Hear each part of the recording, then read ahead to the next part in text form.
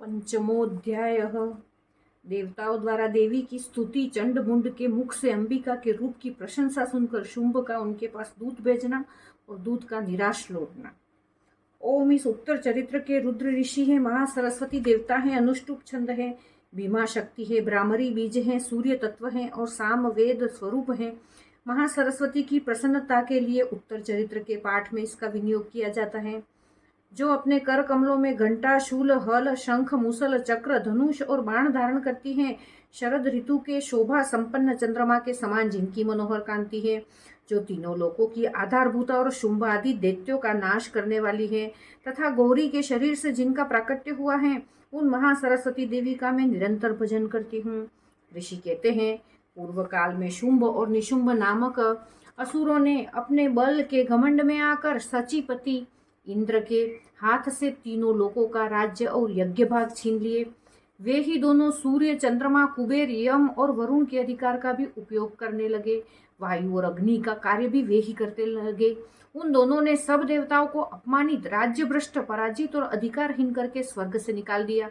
उन दोनों महान असुरों से तिरस्कृत देवताओं ने अपराजिता देवी का स्मरण किया और सोचा, जगदम्बा ने हम लोगों को वर दिया था कि आपत्ति काल में स्मरण करने पर मैं तुम्हारी सब आपत्तियों का तत्काल नाश कर दूंगी। यह विचार कर देवता गिरिराज हिमालय पर गए और वहां भगवती विष्णु माया की स्तुति करने लगे।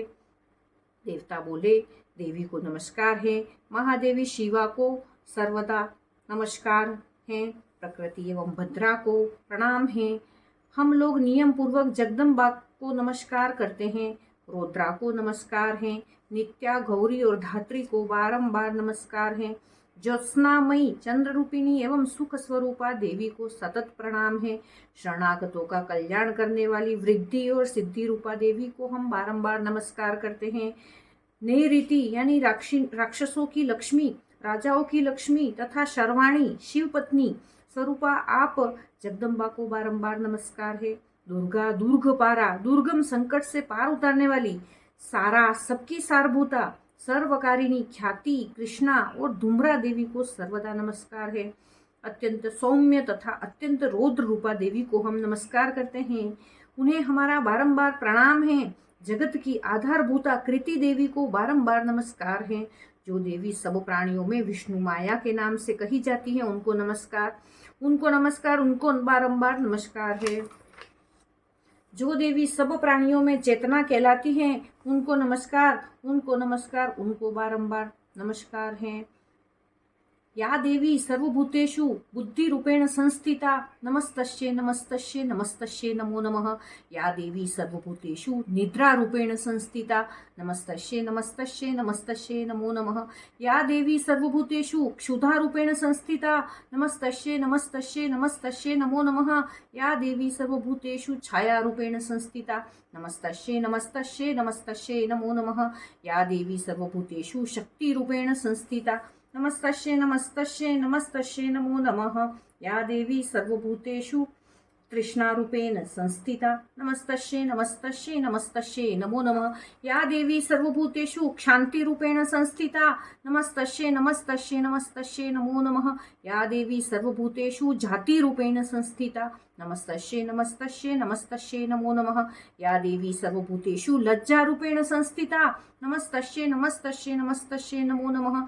या देवी सर्वभूतेषु शान्तिरूपेण संस्थिता, नमस्तस्यै नमस्तस्यै नमस्तस्यै नमो नमः। या देवी सर्वभूतेषु श्रद्धारूपेण संस्थिता, नमस्तस्यै नमस्तस्यै नमस्तस्यै नमो नमः। या देवी सर्वभूतेषु कान्तिरूपेण संस्थिता, नमस्तस्यै नमस्तस्यै नमस्तस्यै नमो नमः। या देवी सर्वभूतेषु लक्ष्मीरूपेण संस्थिता, नमस्तस्यै नमस्तस्यै नमस्तस्यै नमो नमः। या देवी सर्वभूतेषु वृत्तिरूपेण संस्थिता, नमस्तस्यै नमस्तस्यै नमस्तस्यै नमो नमः। या देवी सर्वभूतेषु स्मृतिरूपेण संस्थिता, नमस्तस्यै नमस्तस्यै नमस्तस्यै नमो नमः। या देवी सर्वभूतेषु दयारूपेण संस्थिता, नमस्तस्यै नमस्तस्यै नमस्तस्यै नमो नमः। या देवी सर्वभूतेषु तुष्टिरूपेण संस्थिता, नमस्तस्यै नमस्तस्यै नमस्तस्यै नमो नमः। या देवी सर्वभूतेषु मातृरूपेण संस्थिता, नमस्तस्यै नमस्तस्यै नमस्तस्यै नमो नमः। या देवी सर्वभूतेषु भ्रांति रूपेण संस्थिता नमस्तस्यै नमस्तस्यै नमस्तस्यै नमो नमः। जो जीवों के इंद्रिय वर्ग की अधिष्ठात्री देवी एवं सब प्राणियों में सदा व्याप्त रहने वाली हैं, उन व्याप्ति देवी को बारंबार नमस्कार है। जो देवी चैतन्य रूप से इस संपूर्ण जगत को व्याप्त करके स्थित हैं, उनको नमस्कार, उनको नमस्कार, उनको बारंबार नमस्कार है।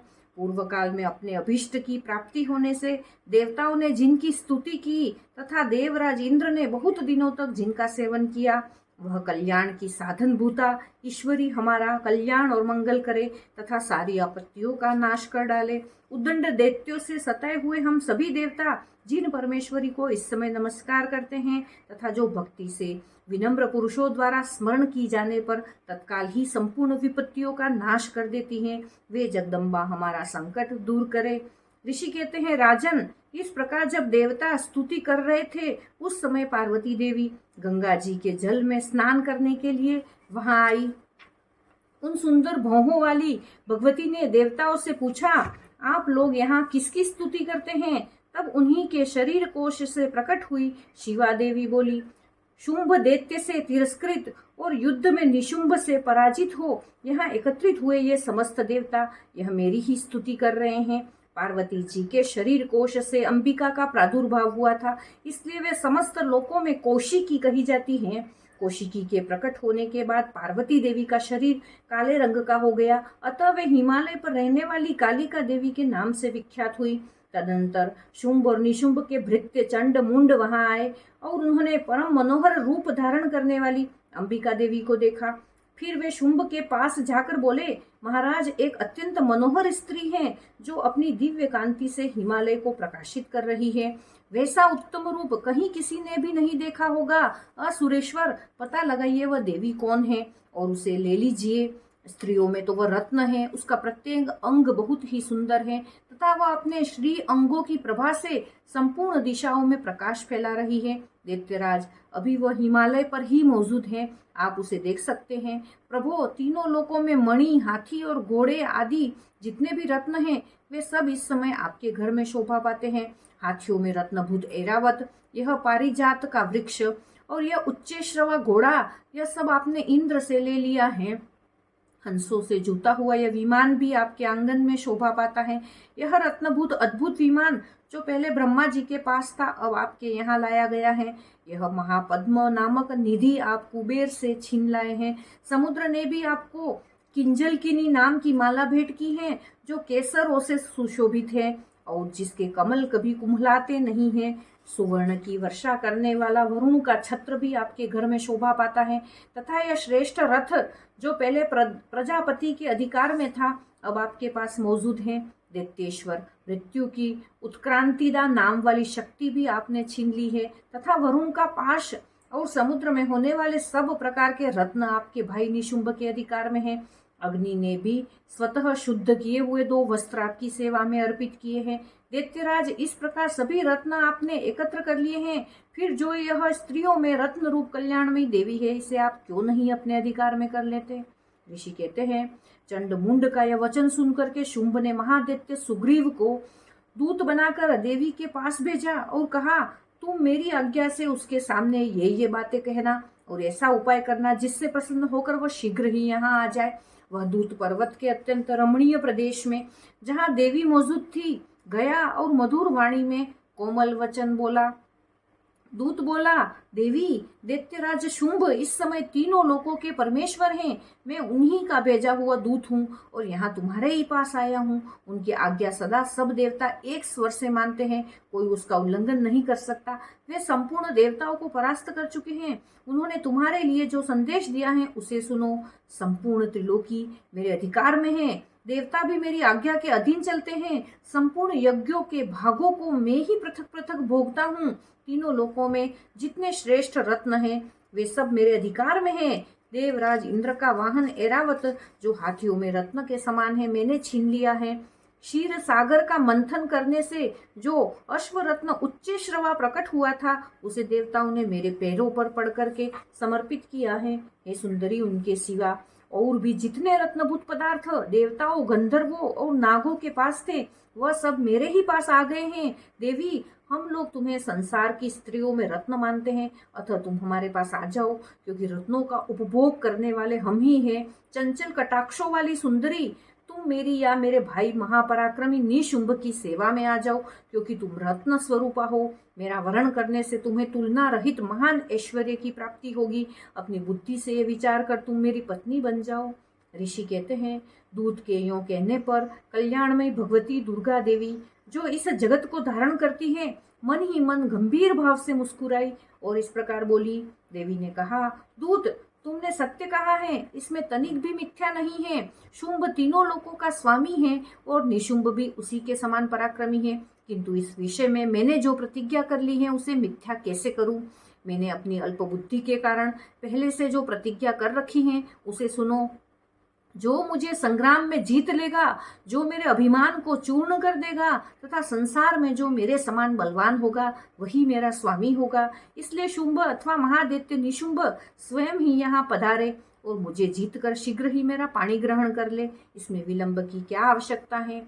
दूत बोला, देवी, तुम घमंड में भरी हो, मेरे सामने ऐसी बातें न करो। तीनों लोकों में कौन ऐसा पुरुष है जो शुंभ और निशुंभ के सामने खड़ा हो सके। देवी, अन्य दैत्यों के सामने भी सारे देवता युद्ध में नहीं ठहर सकते, फिर तुम अकेली स्त्री होकर कैसे ठहर सकती हो।